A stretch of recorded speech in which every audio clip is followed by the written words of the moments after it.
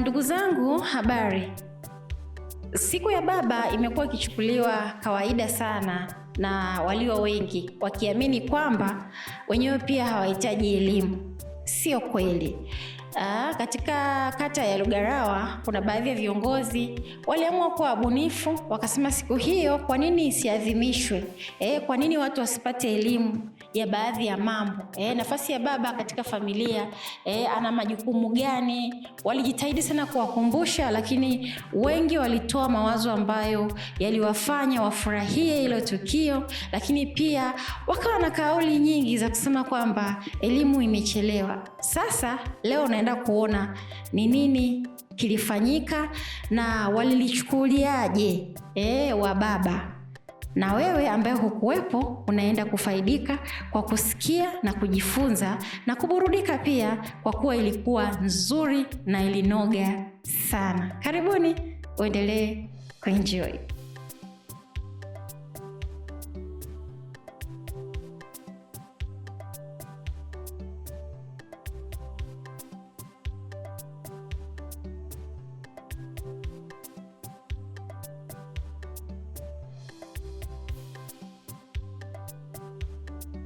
Majina naitwa William Kachoko.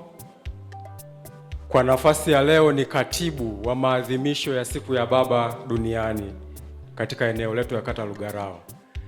Basi niombe nitambulishe ugeni ambao tunao kwenye hafla yetu hii ya leo.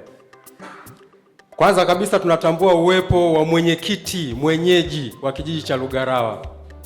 Makofi kwake mwenyekiti. Pia tunatambua uwepo wa mwenyekiti mwingine wa kijiji cha Shauri Moyo. Makofi kwake mheshimiwa. Shukrani sana. Mwenyekiti mwingine wa kijiji cha Mdilidili, kazi maalum. Tunatambua uwepo wake pia. Asante sana. Hawa ndio wenye watu na watu ndio sisi. Yes. Si ndio? Yes. Lakini tunatambua uwepo wa viongozi wetu mbalimbali. Tuna mtaalamu wetu kutoka St. John ambaye atakuwa mtoa mada. Karibu, wapungie mkono. Asante. Lakini tuna askari wetu, mkuu wa kituo cha polisi Lugarawa.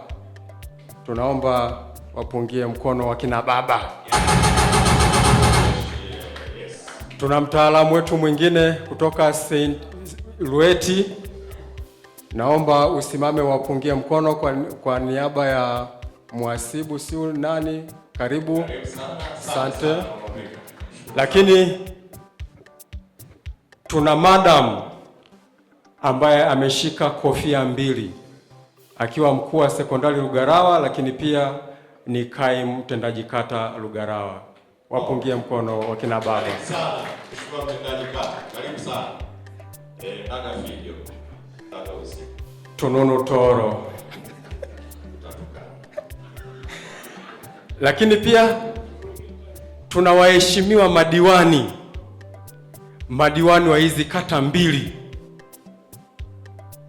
Hawa wanatusimamia kwenye shughuli mbalimbali za maendeleo na kutuhamasisha. Mheshimiwa diwani kata Lugarawa, Mheshimiwa Erasto Muagama, simama wapungie mkono wakina baba. Mheshimiwa mwenye watu wake Lugarawa.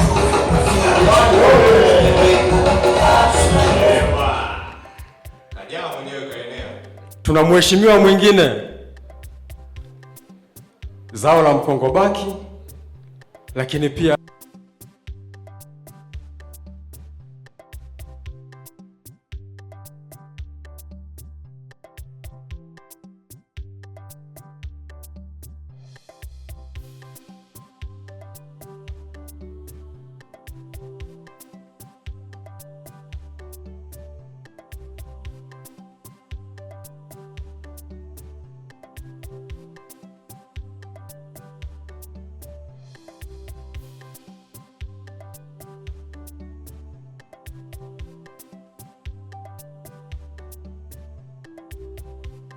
Napenda kuchukua nafasi hii kumshukuru sana Mwenyezi Mungu aliyeumba mbingu na dunia, kutuwezesha kuwepo mahali hapa tukiwa na afya njema. Si kwamba tumetenda mambo mazuri sana ama sisi ni wema sana, lakini hapana, ni neema tu imetufanya tuwepo mahali hapa. Basi naomba nichukue nafasi hii kuwapongeza wanaume wote ambao tumeshiriki katika maadhimisho ya siku ya baba duniani. Rasmi litakuwa tufanye tarehe 21, lakini kwa sababu zilizokuwa nje ya uwezo wetu tuliahirisha na leo tuko mahali hapa. Naomba tujipigie makofi. Kwa kubwa mno? Hapana. Lengo la siku ya baba duniani ni kwa ajili ya kukumbushana majukumu yetu. Tukumbushane majukumu yetu. Wajibu wa baba ni nini?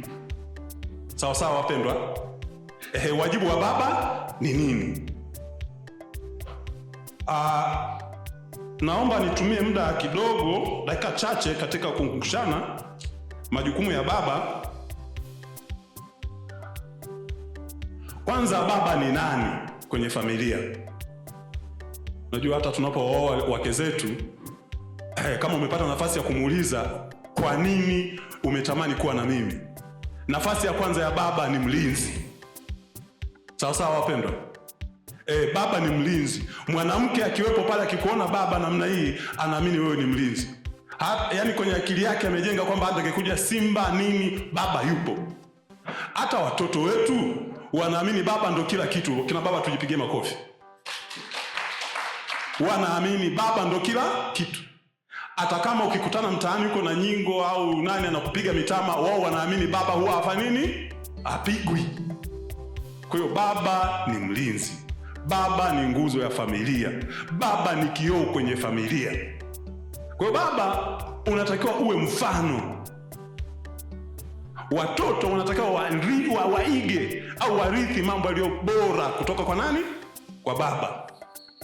Ndio maana hata yani kiutaratibu litakiwa labda watoto wachukue ubini wa wake zetu, lakini wanachukua ubini wanahesabiwa ni nani? Wanaume. Sasa sisi wanaume wa sasa tumepoteza heshima na mamlaka ya nani? Ni mwanaume. Kwa sababu tumekuwa wavivu wa utafutaji, wavivu wa kufikiri. Hapo vipi? Wavivu wa kufikiri, piga makofi. Nilijua tu mtaingia.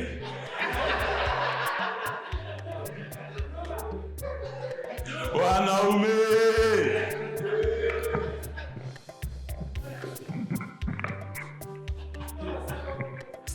Kuna wanenaji watakuja, naomba tuwasikilize kwa makini. Basi baada ya kusema maneno hayo machache sana, nitamke rasmi kwamba sherehe hii imefunguliwa. Asanteni sana. Habari za jioni. Wakubwa zangu shikamoni. Aliyesimama hapa mbele kiumbo ni mdogo lakini pia ni baba. Naitwa Dr. Gerard Elias. Ni afisa tabibu katika hospitali yetu ya Lugalawa. Kwa leo hii nipo hapa mbele yenu kwa ajili ya kuwasilisha mada ya afya. Baada ya kuwa nimepewa huu mwaliko, nilifikiria sana ni vitu gani ambavyo naweza nikawasilisha mbele ya wababa hapa jioni ya leo. Na katika mambo mengi ambayo nimefikiria, nilionea ni muhimu zaidi tukumbushane umuhimu wa upimaji afya. Kama baba tunasema kwamba familia yoyote, samahani sisi tunasikiana vizuri kwa mbele. Nashukuru. Familia bora inahitaji baba bora, na baba bora ni yule baba bora mwenye afya, ni yule baba mwenye afya bora. Kwa hiyo kwa jioni ya leo tunaweza tukasema kwamba baba bora afya bora, baba bora afya bora, baba bora afya bora. Hivyo basi ni muhimu tukumbushane mambo muhimu sana ambayo yanahusiana na afya ya baba. Kimsingi nitaongelea vitu vinne jioni ya leo. Cha kwanza nitagusia pressure, ambayo ni kwa lugha ya Kiswahili watu wanaita shinikizo la damu. Nitagusia swala la kisukari, nitagusia swala la VVU pamoja na magonjwa ya ngono, lakini mwisho kabisa nitagusia swala la saratani kwa upande wa baba. Na katika yote nitaongelea swala la lishe bora kwa baba. Kwa haraka zaidi nitaongelea mambo hayo matano, lakini kiundani zaidi kama utahitaji ushauri au pamoja na tiba ndani ya haya nitakayoyagusia leo, ni vizuri sana ufike katika hospitali yetu, tutakusaidia kwa ushauri pamoja na vipimo. Nikianza na swala zima la afya, nikaanza na swala la shinikizo la damu ama pressure.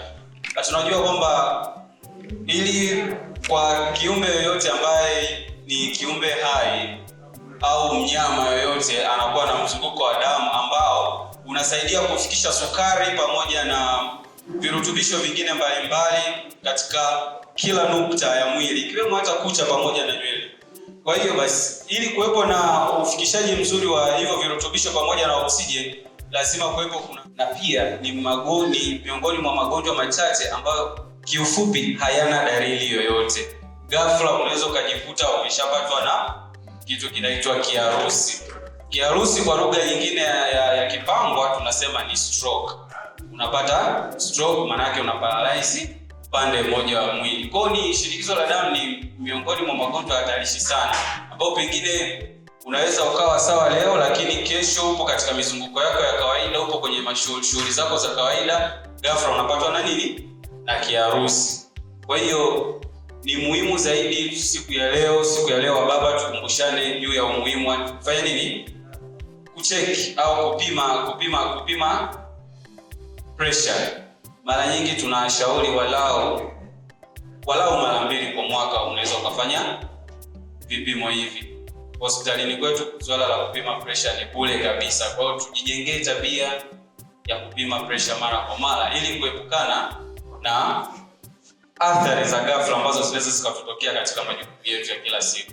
Lakini vile vile nikigusia swala la sukari. Ili mwili wetu ufanye kazi kwa ufasaha, unatakiwa uwe na uwezo wa kufikisha sukari katika kila sehemu, kila seli ya mwili. Kwa maana ya kwamba sukari ndio chanzo kikuu cha nguvu ambacho kinatusaidia katika kuendesha shughuli zetu za kawaida za kila siku. Hivyo basi, ningependa kuingia zaidi kwenye physiology, jinsi gani ambavyo sukari inafika sehemu mbalimbali za mwili, lakini kwa sababu ya muda napenda tu kusisitiza umuhimu wa mazoezi pamoja na kuepuka swala zima la uzito usiokuwa na uzito uliozidi viwango. Kwa mfano, nikisema niulize mmoja kati yetu hapa leo wa baba, ni nani amepima mara ya mwisho ni lini umepima uzito wako? Sidhani kama nitapokea jibu ambalo pengine ni mwezi mmoja kabla. Nafikiri wengine ni zaidi ya mwezi au inawezekana hata miaka, hujui una uzito kiasi gani. Uongo kweli? Hivyo basi, kwa siku ya leo napenda kusisitiza kwamba ni vizuri zaidi kupima uzito. Pima uzito wako, lakini vile vile unaweza ukajitathmini mwenyewe kwa kuangalia msingo wa tumbo lako. Mara nyingi tunakula, unaishi, unaendelea, lakini unavyokadiria siku zinavyoenda, dalili moja nzuri ya kihatarishi cha kwanza kukukumbusha kwamba hapa natakiwa nicheki kiwango changu cha sukari. Angalia pia msingo wako wa tumbo, unavipata lakini katika kiwango cha cha kutosha. Sio kwamba unakuwa na chakula ambacho kina mafuta mengi kuliko labda protini. Kwa hiyo vitu vyote hivi ukivipata katika kiwango cha kutosha vitakusaidia kukinga magonjwa mengi ambayo tumeyaongelea hapa siku ya leo, ikiwemo pressure na vitu kama hivi hapo. Napenda sana kuwashukuru kwa kunisikiliza jioni ya leo. Asanteni. Baba bora, afya bora. Asanteni. Kile kuna kitu kama baba tunahitaji kubadili mtazamo na namna yetu ya kufikiri ili kufanya kwamba tuweze tukaika kwenye jamii. Mimi ninaongea kwa sababu nimetoka kwenye familia ambayo ni ya kichifu.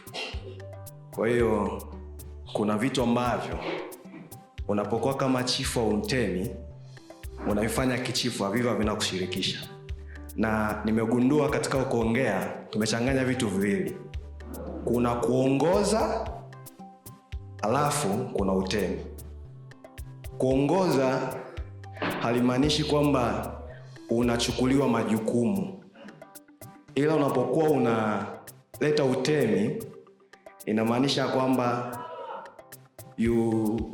unajidefend wewe kama baba. unatoa majukumu yako kwamba umezidiwa, si ndio? Unanielewa? Au kwa mfano mzuri ni mtu ambaye ana wivu. Ukiwa na wivu na mtu, maana yake una acknowledge kwamba huyu mtu amekuzidi, ndio maana unakuwa na wivu naye, si ndio? Kwa hiyo kuna vitu hivyo.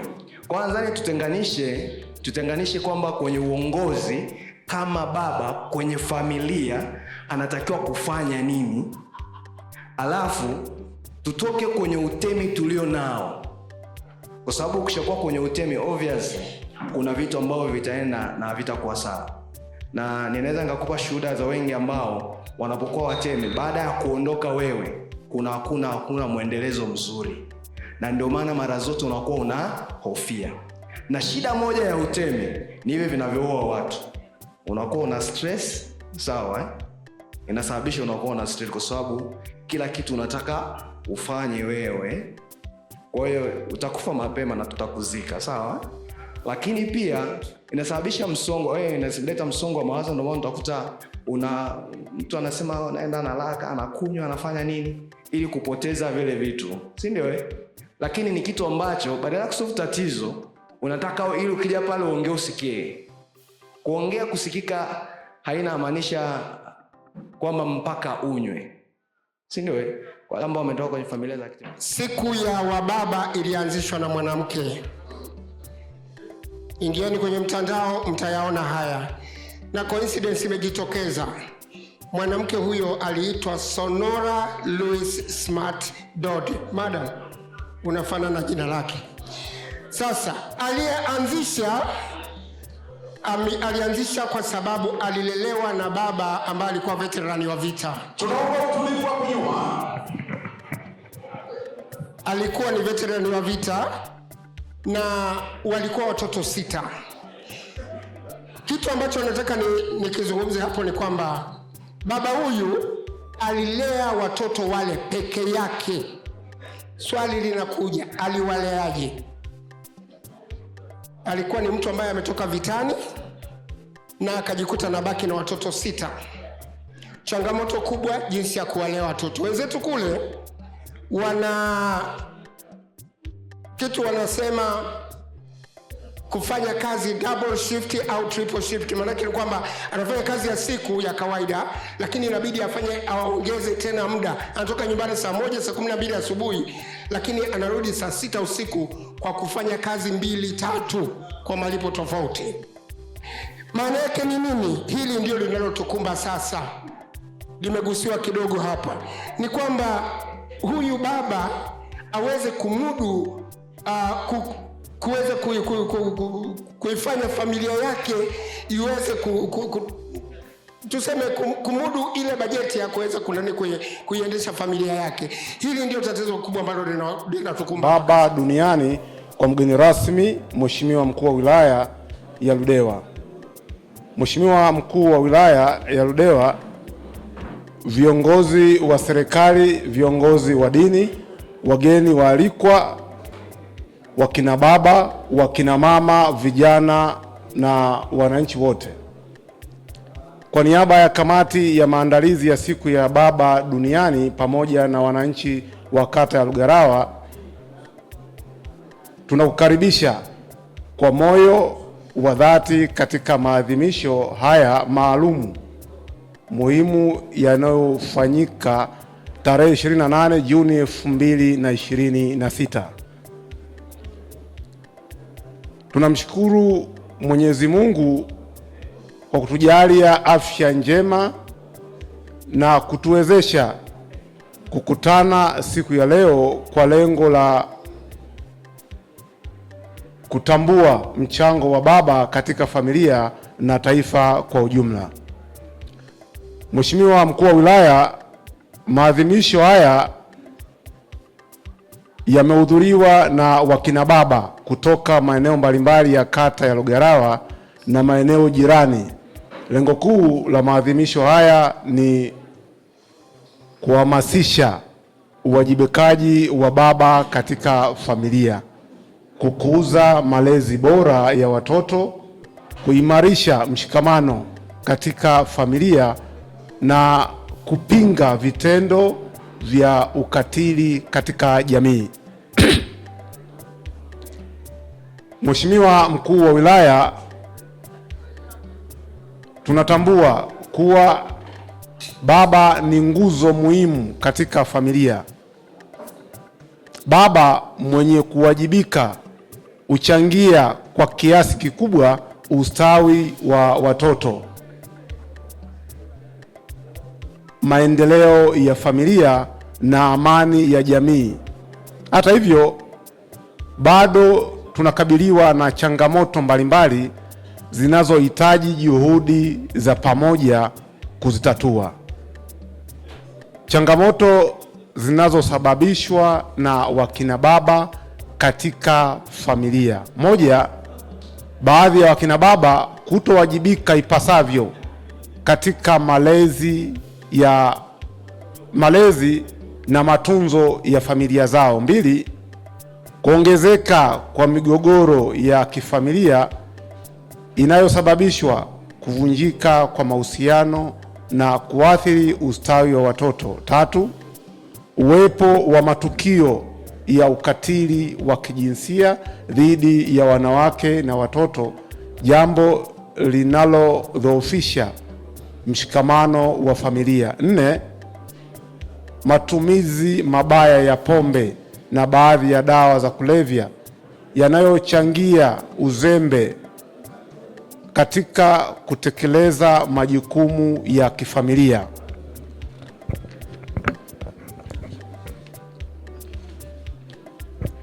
Tano, baadhi ya wakina baba kushindwa kufuatilia maendeleo ya elimu ya watoto wao. Sita, changamoto za kiuchumi zinazoathiri uwezo wa baadhi ya familia kukidhi mahitaji muhimu. Saba, wakina baba wengi kutopata huduma za uchunguzi wa afya mara kwa mara, hali inayochangia kuongezeka kwa magonjwa ambukizi. Maombi yetu kwa serikali. Mheshimiwa Mkuu wa Wilaya, kupitia maadhimisho haya tunaomba serikali iendelee na moja, kutoa elimu endelevu kuhusu wajibu wa baba katika familia na malezi ya watoto. Mbili, kuimarisha kampeni za kupinga ukatili wa kijinsia na kulinda haki za wanawake na watoto. Tatu, kuwezesha programu za maendeleo ya kiuchumi kwa familia ili kupunguza migogoro inayotokana na umaskini. Nne, kuongeza huduma za ushauri nasaha na elimu ya familia katika ngazi za familia, vijiji, kata na wilaya. Tano, kuendelea kuhamasisha wakina baba kupata huduma za afya na kufanya uchunguzi wa afya mara kwa mara. Sita, kushirikiana na viongozi wa dini, viongozi wa kimila na viongozi wa jamii katika kujenga maadili mema na kuimarisha taasisi ya familia. Mheshimiwa Mkuu wa Wilaya, tunaamini kuwa kwa ushirikiano kati ya serikali, viongozi wa jamii, taasisi za dini na wananchi unaweza kujenga familia imara yenye maadili mema na mazingira bora ya malezi ya watoto wetu. Kwa mara nyingine tena tunakushukuru kwa kukubali kuwa mgeni rasmi katika maadhimisho haya. Tunathamini uwepo wako na tunaamini kuwa ushauri na maelekezo yako yatakuwa chachu na tiba ya maendeleo katika kata ya Lugarawa na wilaya ya Ludewa kwa ujumla. Mwisho, tunawatakia wakina baba wote maadhimisho mema ya siku ya baba duniani. Mungu ibariki Tanzania, Mungu ibariki mkoa wa Njombe, Mungu ibariki wilaya ya Ludewa, Mungu ibariki kata ya Lugarawa. Asante sana kwa kunisikiliza. Na sita, hii ni kuthibitisha kuwa ndugu Xavier Mwinuka amepata cheti kwa kutambua mchango wake mkubwa katika kuhamasisha mambo ya kijamii na imetolewa leo tarehe 28 Juni 2026 Lugalawa Ludewa. Karibu basi Mr. Xavier Mwinuka kwa ajili ya cheti hiki. Naomba basi ndugu zangu tulie ili tuweze kuendelea kusikia. Naomba pale nyuma basi tulie.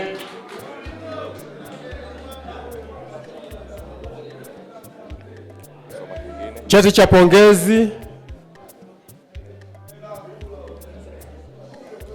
Cheti cha pongezi kwa baba bora pia wa mwaka 2026. Hii ni kuthibitisha kuwa ndugu Aliponda Bernard Shaula. Huu tunatambua mchango wake mkubwa. Huyu tunatambua mchango wake mkubwa katika malezi bora ya familia. Nayo imetolewa leo tarehe 28. Karibu sana Mr. Ponda. Nakushukuru kwa mchango wako kwa familia. Cheti kingine kinasomwa hapa pia, jiandae. Cheti cha pongezi kingine kinatolewa kwa ndugu Sylvester Boniface Mtweve. Seli Sylvester Boniface Mtweve. Seli, maarufu Seli. Tunaomba popote alipo aje achukue cheti chake kwa kutambua mchango wake. Tuzo hii imetolewa kwa kutambua mchango wake mkubwa wa kuchapa kazi kwa mwaka 2026. Chapa kazi mwaka 2026. Baba Seli, tunaomba uje uchukue cheti chako. Seli Sylvester Mtweve, tunaomba uje uchukue cheti chako tafadhali. Tunaomba uje uchukue. Naomba kisomo kingine.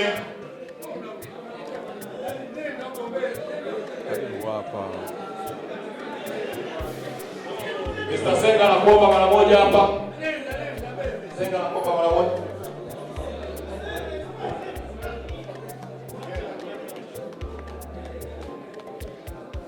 Cheti cha pongezi. Cheti cha pongezi kwa baba bora wa mwaka 2026. Hii ni kuthibitisha kuwa ndugu Bute Doto Bute.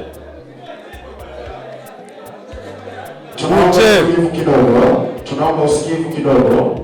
Vuta usikivu, sikiliza kila cheti kinatolewa kwa maana ipi. Tuzo hii imetolewa kwa kutambua mchango wake mkubwa kama mfano bora kwa vijana. Bute Doto Bute. Bute Doto Bute, popote alipo. Tunaomba tafadhali, kama hayupo basi mwakilishi tunaomba aje achukue cheti.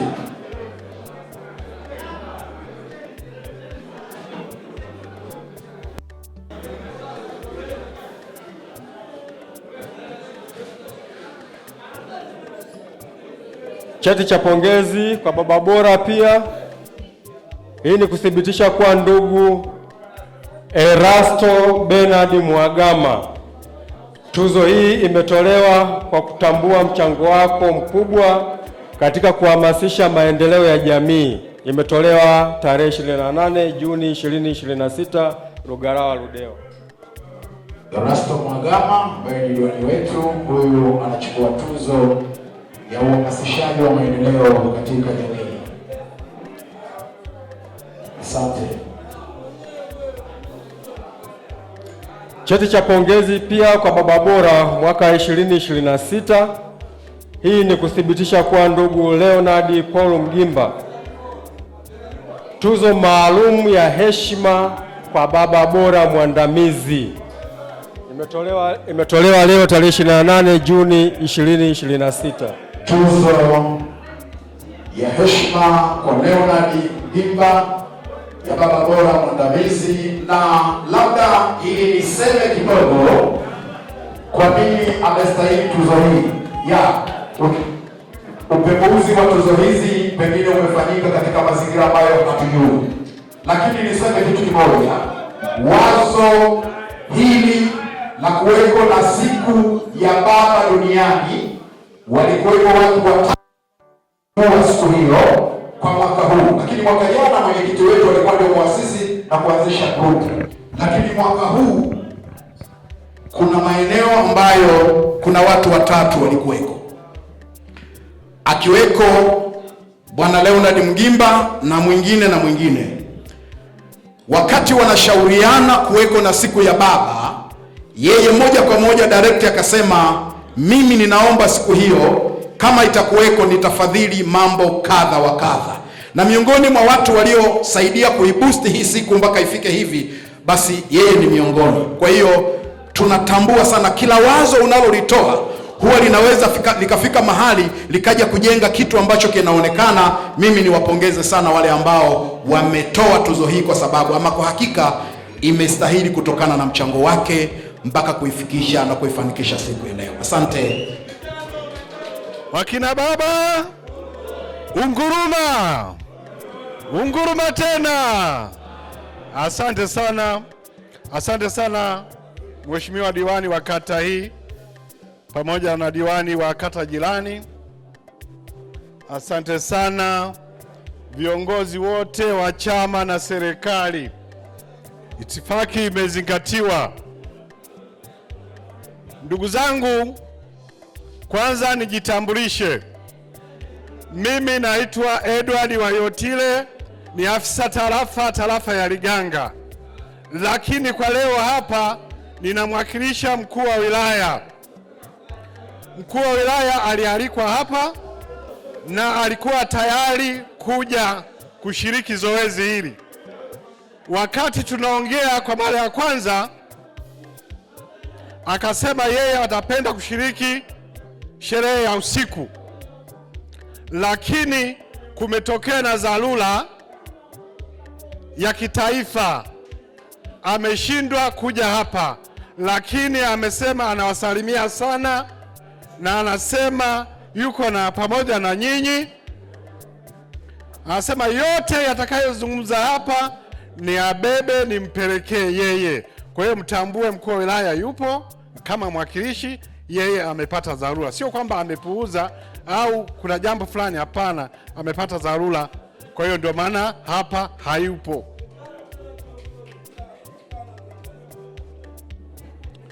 Pili, nimshukuru Mwenyezi Mungu ambaye ametukutanisha hapa leo. Tuko katika hali nzuri, tunaongea haya, tunajadili haya. Kuna watu walikuwa wanapenda lakini wako kitandani. Kwa hiyo Mungu achukuliwe zaidi. Tatu, nimshukuru kamati ya sherehe hii ya wakina baba kwa kuniteua niwe mgeni rasmi. Mngeweza kumchukua mtu yoyote, lakini mkaona ni vizuri mniteue mimi kwa leo niwe mgeni rasmi. Nawapongeza sana ndugu zanguni. Nilipopata mwaliko huo kusema kuna sherehe Lugalawa ya kina baba, kuna maazimisho ya kina baba, kwa kweli nilikuwa najiuliza hii sherehe itakuwaje? Maana tangu nizaliwe, tangu niajiriwe, sijawahi kusikia sherehe ya kina baba. Nilikuwa naongea tu, naangalia kwenye runinga, kwenye nini. Lakini leo hakika viongozi wa Lugalawa mmeniheshimisha sana, na nimeweka katika historia yangu kwamba kitu hiki kumbe kinawezekana.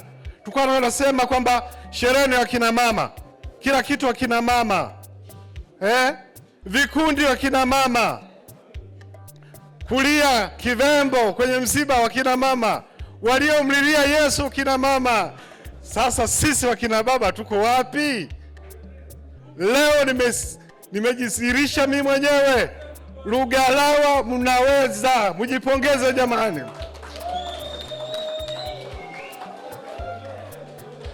Kwa kweli Lugalawa najivunia sana na wananchi wa Lugalawa.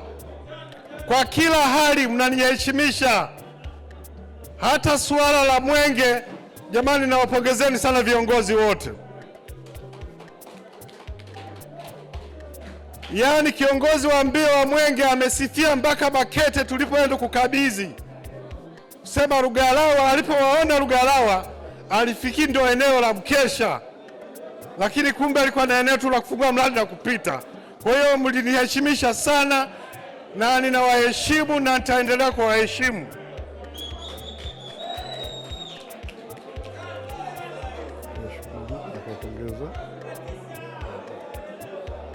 Nichukue tena nafasi hii jamani kuwashukuru na kuwapongeza sana watoa mada wote, watoa mada na wachangaji wengine. Kwa kweli wametoa mada nzuri. Kama mtu wa kusikia amesikia, hasa Faza yule Faza Moyo, namshukuru sana. Kwa hiyo tuendelee tuyazingatie hayo yote waliosema. Kwa kweli wametuwezesha. Ilikuwa sina haja hata mimi mgeni rasmi kuyazungumza, kasudi mengi wameyazungumza. Naomba tuyatendee kazi.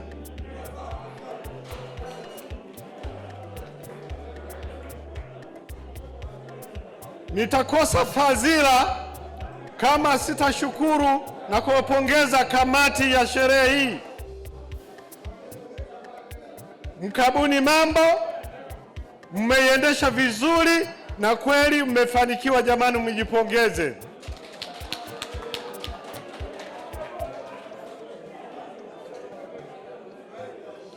Basi nashukuru kwa risala nzuri hii.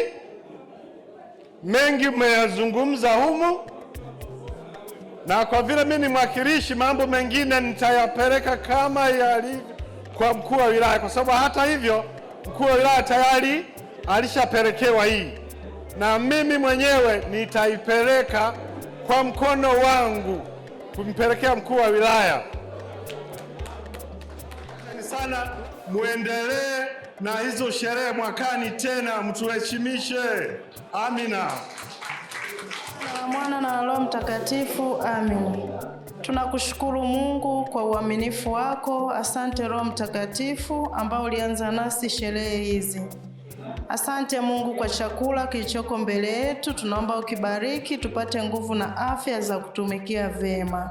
Katika jina la Yesu naomba na kushukuru. Amen.